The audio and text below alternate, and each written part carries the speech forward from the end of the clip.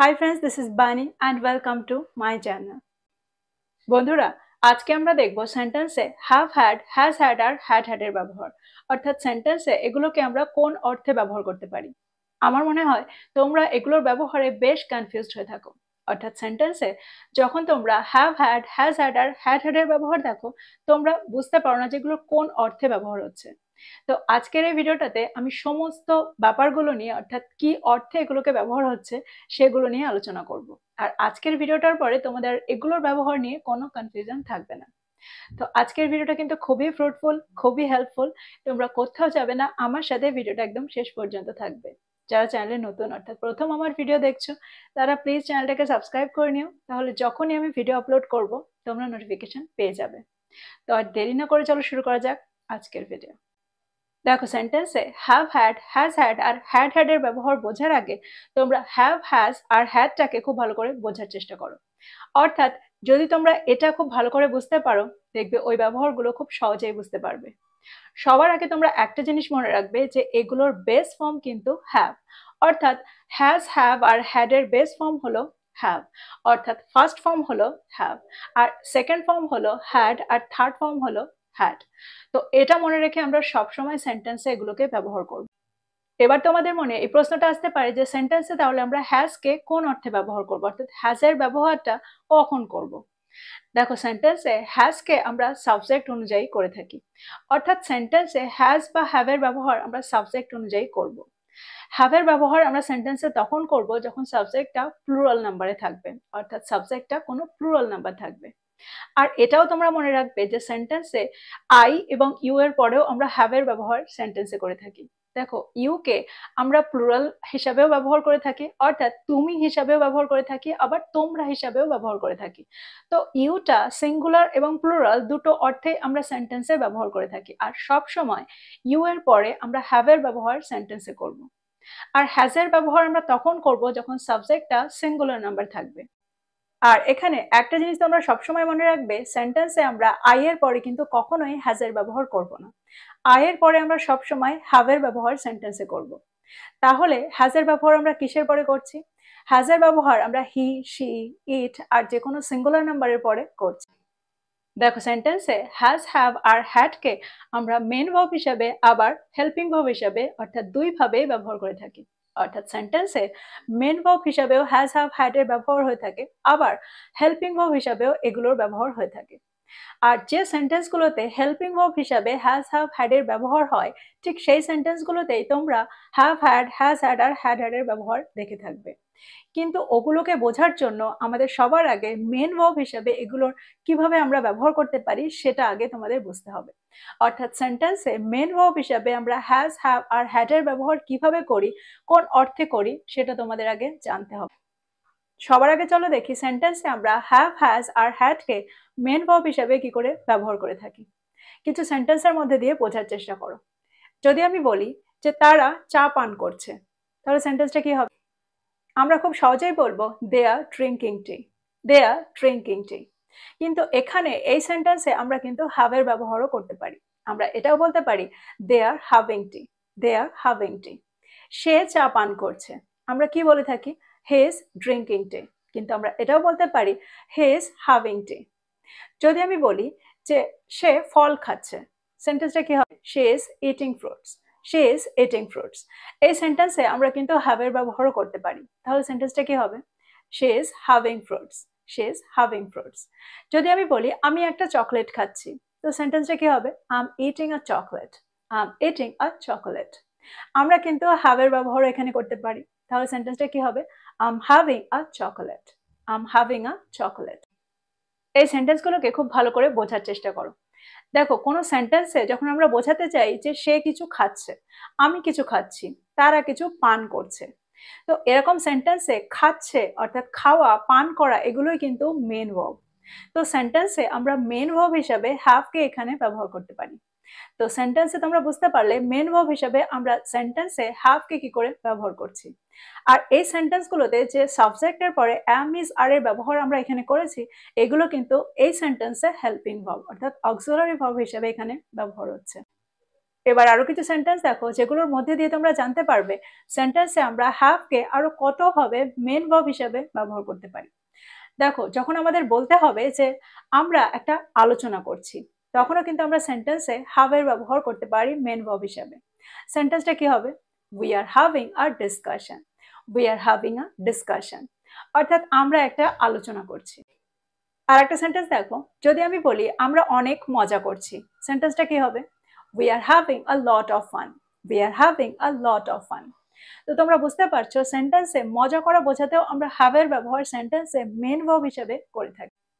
দেখো, এই সেন্টেন্সগুলো present continuous টেন্সে রয়েছে, আর আমরা এখানে হ্যাভকে মেন ভার্ব হিসেবে ব্যবহার করছি। আমরা কিন্তু সিম্পল প্রেজেন্ট টেন্সেও মেন ভার্ব হিসেবে হ্যাভ এর ব্যবহার করতে পারি। যদি আমি বলি আমি চা খাই, তাহলে সেন্টেন্সটা কি হবে? এটা কিন্তু সিম্পল প্রেজেন্ট টেন্সে রয়েছে, তাহলে সেন্টেন্সটা কি হবে? I drink tea. এখানেও কিন্তু আমরা হ্যাভ এর ব্যবহার সেন্টেন্সে করে থাকি, অর্থাৎ আমরা বলতে পারি I have tea. I have tea. তো এই সেন্টেন্সগুলোর মধ্যে দিয়ে তোমরা বুঝতে পারছো সেন্টেন্সে আমরা হ্যাজ বা হ্যাভকে মেন ভার্ব হিসেবে সেন্টেন্সে কি করে ব্যবহার করছি। দেখো, এতক্ষণ তোমরা দেখলে সিম্পল প্রেজেন্ট টেন্স আর প্রেজেন্ট কন্টিনিউয়াস টেন্স। আমরা কিন্তু পাস্ট টেন্সেও হ্যাভকে মেন ভার্ব হিসেবে ব্যবহার করতে পারি। তোমরা জানো, এর আগেই আমি বলেছি যে হ্যাভের সেকেন্ড ফর্ম অর্থাৎ পাস্ট ফর্ম হলো হ্যাড। তো সেন্টেন্সটা যখন পাস্ট টেন্সে থাকবে তখন আমরা সেন্টেন্সে হ্যাড এর ব্যবহার করব, অর্থাৎ মেন ভার্ব হিসেবে হ্যাড এর ব্যবহার সেন্টেন্সে করব। যদি আমি বলি আমরা অনেক মজা করেছিলাম, সেন্টেন্সটা কি হবে? We had a lot of fun. We had a lot of fun. যদি আমি বলি আমরা এই বিষয়ে একটা আলোচনা করেছিলাম, সেন্টেন্সটা কি হবে? We had a discussion about this. We had a discussion about this. দেখো, এই সেন্টেন্সগুলোতে আমরা কিন্তু হ্যাভকে মেন ভার্ব হিসেবে ব্যবহার করছি, অর্থাৎ হ্যাভের সেকেন্ড ফর্ম হ্যাডকে মেন ভার্ব হিসেবে এখানে ব্যবহার করছি। তো তোমরা বুঝতে পারছো সেন্টেন্সে আমরা মেন ভার্ব হিসেবে হ্যাজ, হ্যাভ আর হ্যাড এর ব্যবহার সেন্টেন্সে করতে পারি। এবার আমরা দেখব প্রেজেন্ট পারফেক্ট টেন্স। দেখো, সেন্টেন্সে আমরা যখন, অর্থাৎ সেন্টেন্সটাকে যখন আমরা প্রেজেন্ট পারফেক্ট টেন্স বা পাস্ট পারফেক্ট টেন্সের স্ট্রাকচারে তৈরি করি, একমাত্র তখনই আমরা এই স্ট্রাকচারগুলো দেখতে পাই, অর্থাৎ হ্যাজ হ্যাড, হ্যাভ হ্যাড আর হ্যাড হ্যাড এর ব্যবহার দেখতে পাই। এবার কিছু এক্সাম্পল দেখো, তার মধ্যে দিয়ে তোমরা আরো ভালো করে বুঝতে পারবে। সবার আগে আমরা দেখব প্রেজেন্ট পারফেক্ট টেন্স। দেখো, প্রেজেন্ট পারফেক্ট টেন্সের ফর্মুলা হলো subject plus has have plus ভার্বের থার্ড ফর্ম প্লাস অবজেক্ট। অর্থাৎ আমরা সবসময় এই স্ট্রাকচারে প্রেজেন্ট পারফেক্ট টেন্সকে তৈরি করব। প্রেজেন্ট পারফেক্ট টেন্সগুলো কেমন হয়, অর্থাৎ বাংলা অর্থ কেমন হয়?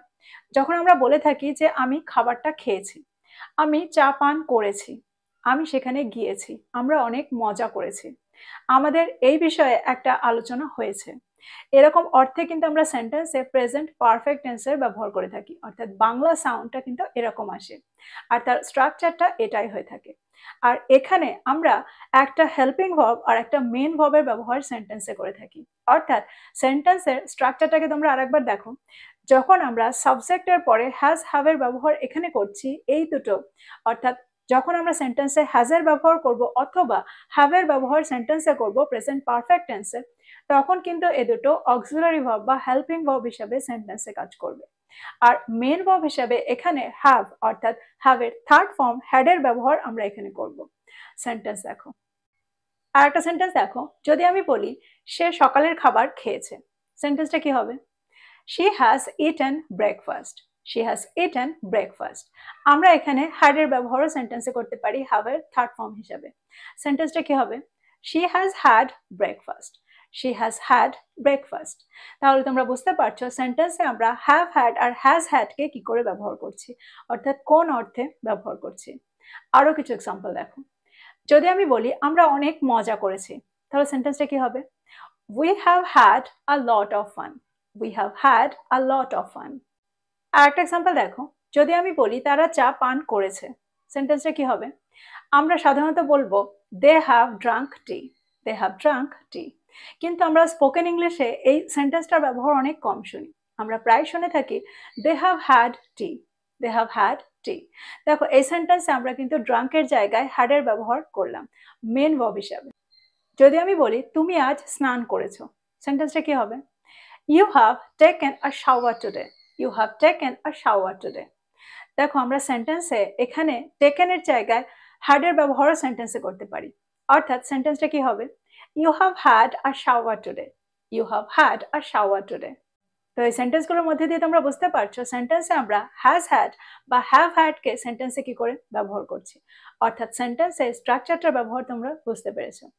দেখো, যখন আমরা প্রেজেন্ট পারফেক্ট টেন্সের স্ট্রাকচারে সেন্টেন্স তৈরি করব, তখন আমাদের একটা হেল্পিং ভার্ব আর একটা মেন ভার্বের দরকার হয়। আর সেন্টেন্সে আমরা মেন ভার্বের থার্ড ফর্মের ব্যবহার এখানে করে থাকি। তো এখানে আমরা হ্যাজ হ্যাভকে হেল্পিং ভার্ব হিসেবে সেন্টেন্সে ব্যবহার করব, আর মেন ভার্বের থার্ড ফর্ম হিসেবে হ্যাডকে সেন্টেন্সে ব্যবহার করব। আর এখানেই তোমরা দেখতে পাবে হ্যাজ হ্যাড বা হ্যাভ হ্যাড এর ব্যবহার।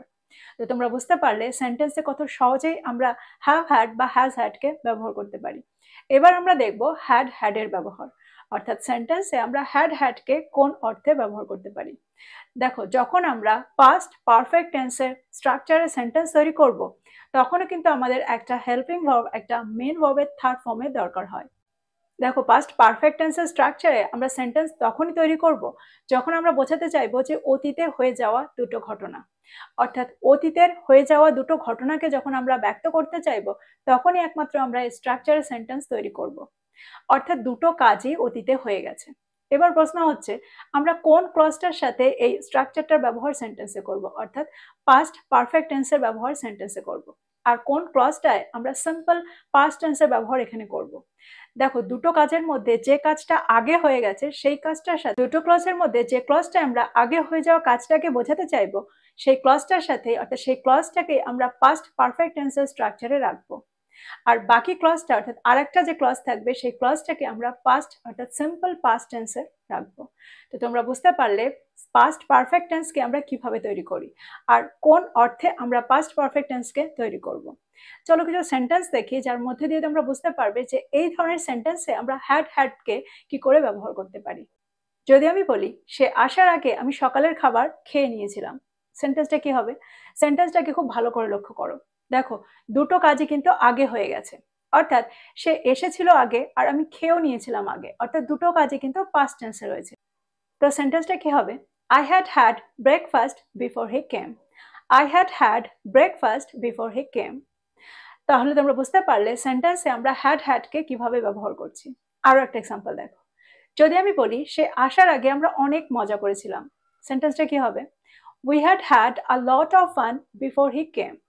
We had had a lot of fun before he came. দেখো, এই সেন্টেন্সগুলোতে আমরা কি করে হ্যাডকে ব্যবহার করছি মেন ভার্ব হিসেবে সেটা তোমরা নিশ্চয়ই জানো। এর আগে আমি এই সেন্টেন্সগুলো নিয়ে আলোচনা করেছি। আরো একটা সেন্টেন্স দেখো, মিটিংটা শুরু হওয়ার আগে আমাদের এই বিষয়ে একটা আলোচনা হয়েছিল, সেন্টেন্সটা কি হবে? We had had a discussion about this before the meeting started. We had had a discussion about this before the meeting started. যদি আমি বলি ভিডিওটা শুরু করার আগে আমি একটা ঠান্ডা স্নান করেছিলাম, তাহলে সেন্টেন্সটা কি হবে? I had had a cold shower before I started the video. I had had a cold shower before I started the video. তো তোমরা বুঝতে পারছো সেন্টেন্সে আমরা হ্যাডকে কোন অর্থে ব্যবহার করছি। তো সবসময় তোমরা মনে রাখবে প্রেজেন্ট পারফেক্ট টেন্সে আমরা হ্যাজ হ্যাড আর হ্যাভ হ্যাড এর ব্যবহার করে থাকি, আর পাস্ট পারফেক্ট টেন্সে আমরা হ্যাড হ্যাড এর ব্যবহার সেন্টেন্সে করে থাকি। তো এই ছিল পুরো টপিক, অর্থাৎ এই ছিল হ্যাজ হ্যাড, হ্যাভ হ্যাড আর হ্যাড হ্যাড এর ব্যবহার। আমার মনে হয় প্রত্যেকটা ব্যবহার তোমরা খুব ভালো করে বুঝতে পেরেছো, আর তোমাদের এই বিষয়ে কখনোই কোনো কনফিউশন হবে না। তো এই ছিল আজকের টপিক, এই ছিল আজকের ভিডিও। ভিডিওটা ভালো লাগলে লাইক করতে ভুলে যেও না, বন্ধুদেরকে শেয়ার করো যারা ইংরেজি শিখছে। So this is all about today. I will be back with another video. Till then, take care. Thank you for watching this video. Bye bye.